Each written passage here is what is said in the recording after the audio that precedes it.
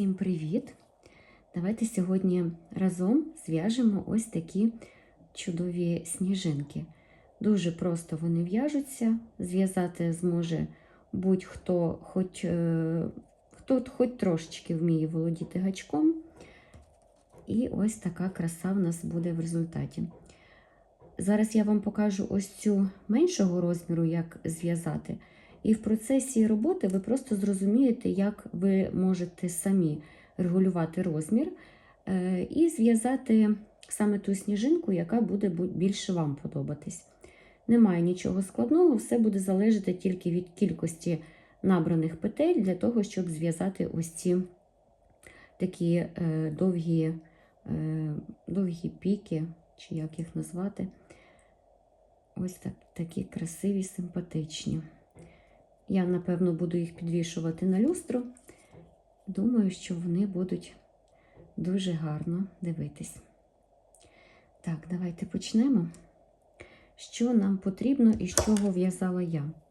Ви можете зробити звичайну кольорову будь-яку сніжинку, яку ви захочете. Я буду робити білу. Зараз я трошечки візьму товщу нитку для того, по-перше, щоб вам було гарно видно. Але в'язати можна із тоненької, але я пробувала з дуже тонкою, і гачок у мене був 1,5, здається, то мені не дуже сподобалось, бо вона надто така жива виходить. А ось якщо ниточка трошечки товстіша і гачок номер 2, ось у мене зараз, то виходить якраз саме те, що мені подобається і треба.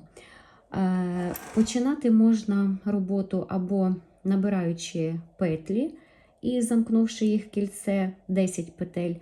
А я, напевно, зроблю кільце амігурумі. Мені так просто більше подобається і зручніше. Тоді можна регулювати ось саме середній отвір.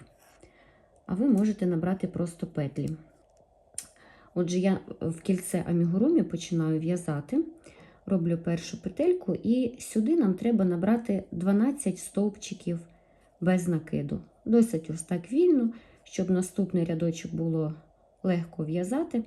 Набираємо 12 петель. А якщо ви в'яжете в кільце, не в кільце амігурумі, а набираєте косичку з 10 петель, тоді замикаєте її в кільце, і вам треба буде її обв'язати і зробити 12 стовпчиків без накиду, щоб ось така була у вас серединка.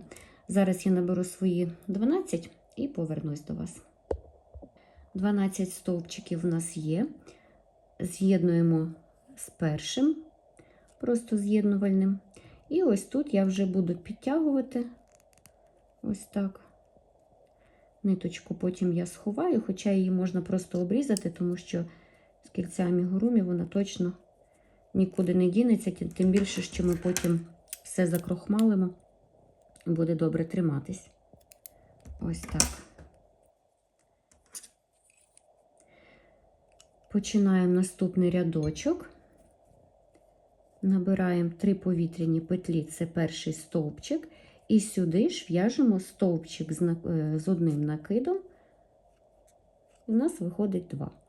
В кожну попередню петельку, в кожен стовпчик без накиду, ми будемо в'язати по 2 стовпчики з одним накидом. І ось так по колу в'яжемо. В кінці має бути в нас 24 і зустрінемось. 24 стовпчики з одним накидом у нас є. З'єднуємось з першим стовпчиком в третю петельку. Ось так. Далі ми будемо в'язати вже ось ці промінчики. Спочатку маленькі, а в наступному рядочку ось ці великі. Для початку нам треба набрати 15 повітряних петель. Давайте наберемо 16 для того, щоб в першу петельку потім з'єднатись. 3, 4, 5, 6, 7, 8, 9, 10, 11, 12, 13, 14, 15, 16. І через один стовпчик ми будемо робити стовпчик без накиду. Просто стовпчик без накиду. Далі будемо набирати по 15 петель. 2, 3, 4, 5, 6, 7, 8, 9, 10, 11, 12, 13, 14, 15. І знову через один, зараз так зроблю, щоб вам було краще видно, просто через один стовпчик. Ось так. Робимо стовпчик без накиду. Таких промінчиків з 15 повітряних петель у нас, відповідно, має бути 12. Давайте зробимо і зустрінемось в кінці. Я зробила 12 промінчиків. Порахуйте, будь ласка.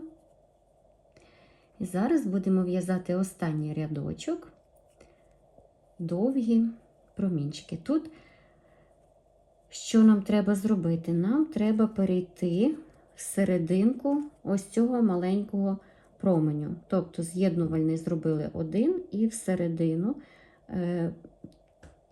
Тут, чесно кажучи, немає різниці, ой, бачу, вам не видно, як ви будете робити ось так всередину, чи ось від себе всередину. Головне просто перейти з'єднувальним стовпчиком. Ось. Ось тут ми зараз знаходимось, робимо повітряну петлю. І для того, щоб було зручніше, зараз, коли будемо в'язати наступний рядок, ви просто ось так до себе їх ось так загибайте, для того, щоб було просто вам зручніше і вони вам не заважали. Великі промені я в'яжу з 25 повітряних петель, тобто набираємо 25. 25 є ось така довга косичка. І зараз ми будемо робити стовпчик без накиду ось в серединку кожного попереднього промінчика. Ось так, до себе завернули і ось сюди. Тут просто дивіться, щоб косичка ваша не була перекручена. І ось сюди в серединку робите стовпчик без накиду. І далі знов набираємо 25 повітряних петель. Знову маємо вже другий промінчик 25. І ось так до себе. І сюди в серединку робимо стовпчик без накиду. Я не буду показувати до кінця, бо мені здається, це має бути зрозуміло і не дуже складно. Просто рахуйте і уважно дивіться, куди вам з'єднуватись ось сюди в серединку. І таких промінчиків довгих у нас теж має бути 12. Давайте зробимо і тоді вже зустрінемось в кінці. Я зробила вже 12 довгих. Зараз, звичайно, тут нічого не зрозуміло. І ось дивіться, останній великий промінчик ми так само з'єднуємось ось сюди в серединку. Тут вже можна зробити з'єднувальний стовпчик, ниточку ось так закріпити і обрізати. Зараз я обріжу, сховаю хвостик і повернусь до вас. Зараз, звичайно, це все незрозуміло виглядає, але зараз я закріплю на пінопласт і покажу, що я роблю далі і як ось цим промінчикам придати форму. Тепер дивіться, що стосовно ось цієї великої. Тут ми з вами в'язали маленькі промінчики з 15 петель повітряних, великі з 25. Ось цю велику я в'язала навпаки, з 25 в'язала маленькі і 45 набирала на великі. Не знаю її розмір, але вона досить велика. Тому просто ви можете регулювати це на свій смак, яку ви хочете врешті отримати сніжинку, велику чи маленьку. Можете набрати, спробувати проекспериментувати і набрати свою кількість петель, і у вас просто буде своя сніжинка.